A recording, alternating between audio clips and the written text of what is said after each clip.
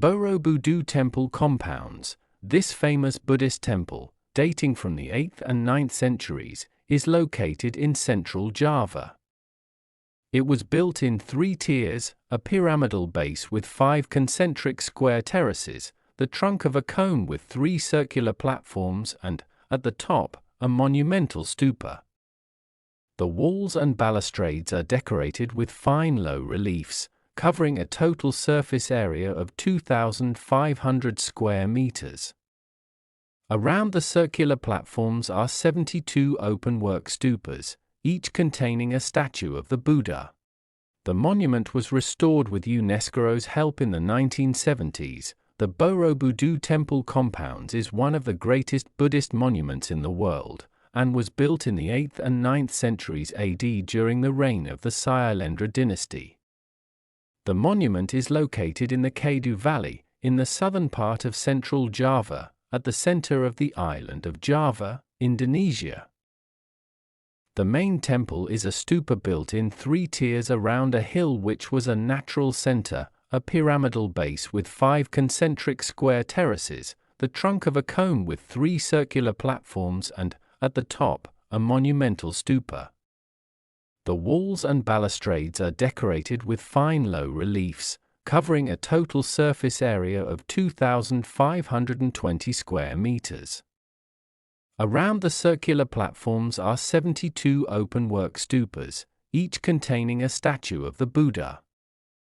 The vertical division of Borobudur temple into base, body, and superstructure perfectly accords with the conception of the universe in Buddhist cosmology. It is believed that the universe is divided into 3 superimposing spheres, Karma Dhatu, Rupa Dhatu, and Arupa Dhatu, representing respectively the sphere of desires where we are bound to our desires, the sphere of forms where we abandon our desires but are still bound to name and form, and the sphere of formlessness where there is no longer either name or form. At Borobudur temple, the Karma Dhatu is represented by the base, the Rupa Dhatu by the 5 square terraces, and the Arupa Dhatu by the 3 circular platforms as well as the big stupa. The whole structure shows a unique blending of the very central ideas of ancestor worship, related to the idea of a terrace mountain, combined with the Buddhist concept of attaining nirvana.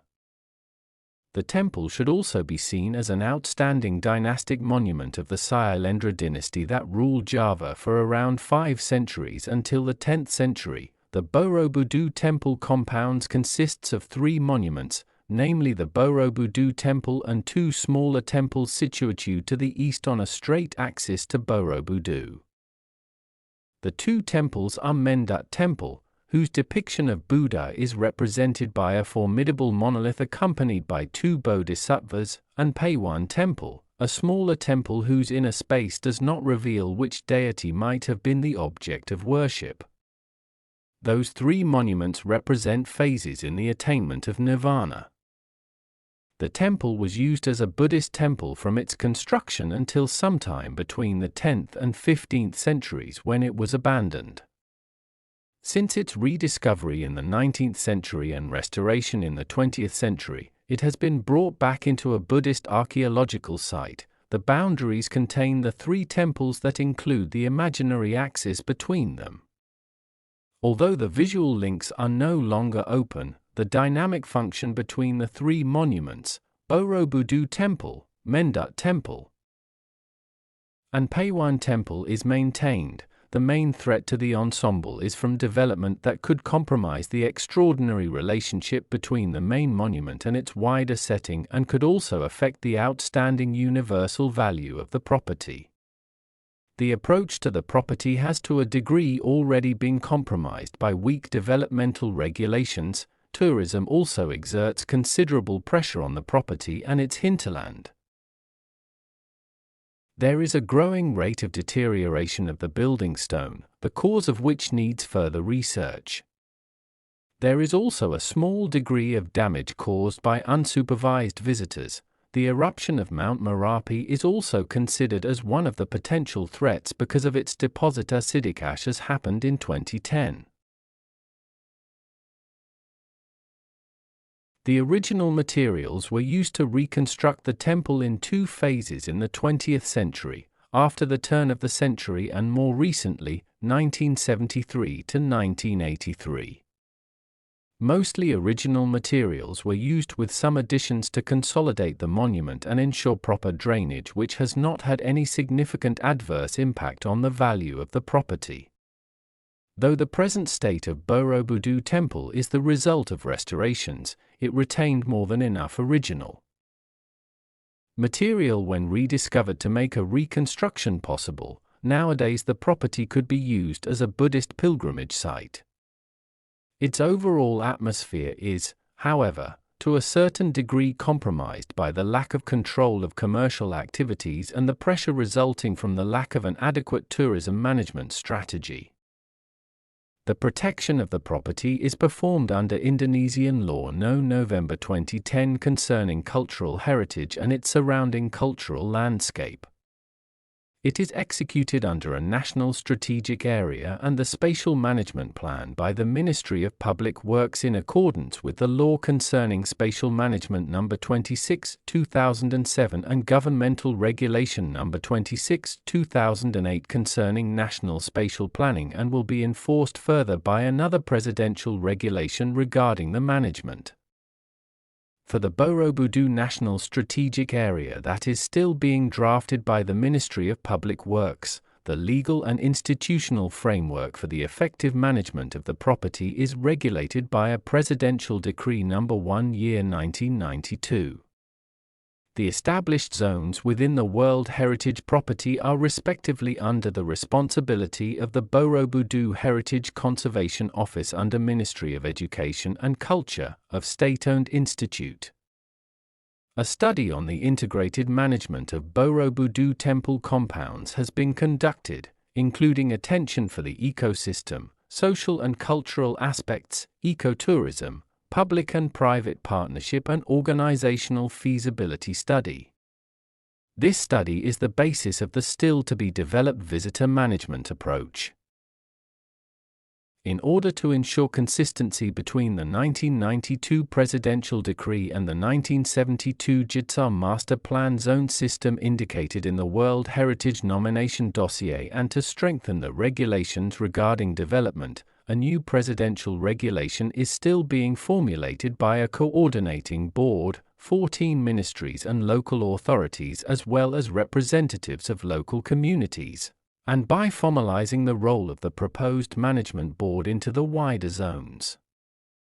In addition, the protection of the property has been ensured by the regular financial contribution by the national budget. Monitoring programs has been effectively executed to monitor the growing rate of deterioration of building stone and also damage by unsupervised visitors.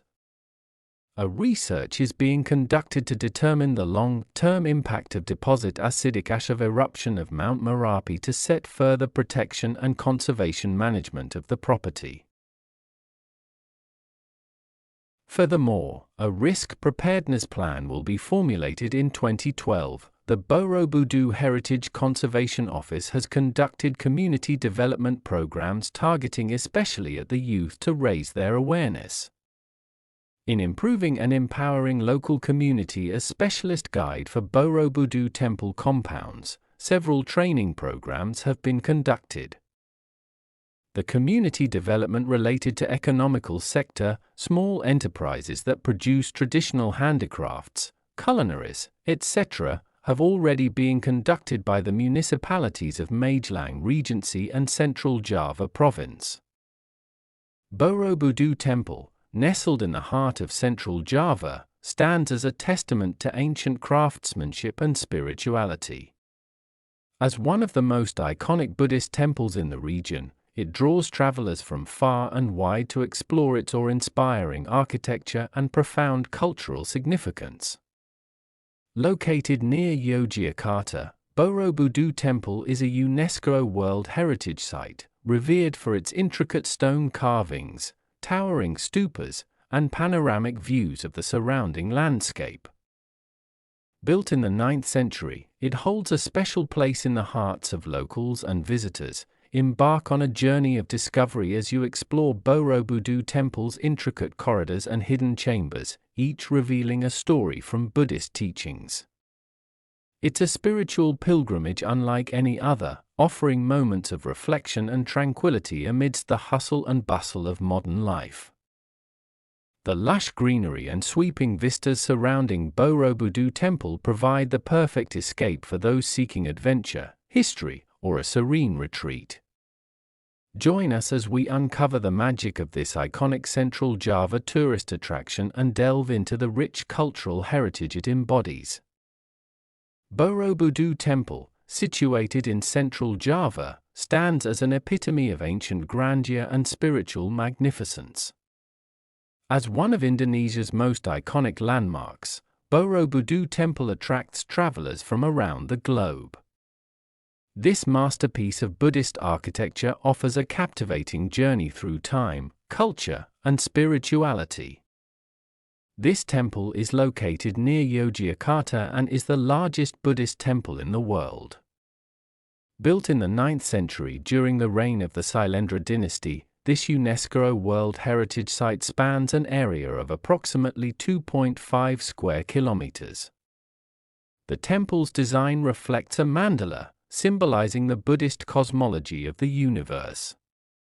Borobudur is adorned with over 2,600 relief panels and 500 Buddha statues and mesmerizes visitors with its artistic splendor and spiritual ambience. The history of Borobudur Temple is as captivating as its majestic architecture. Dating back to the 9th century, this ancient Buddhist temple stands as a testament to the rich cultural heritage of Java, Indonesia. Mahayana Buddhists built the Borobudur Temple during the heyday of the Sailendra dynasty. Borobudur was constructed first on the initiative of King Samaratunga around 824 AD. Even so, Borobudur Temple was completed near 900 AD during the reign of Queen Pramudawardhani, daughter of King Samaratunga.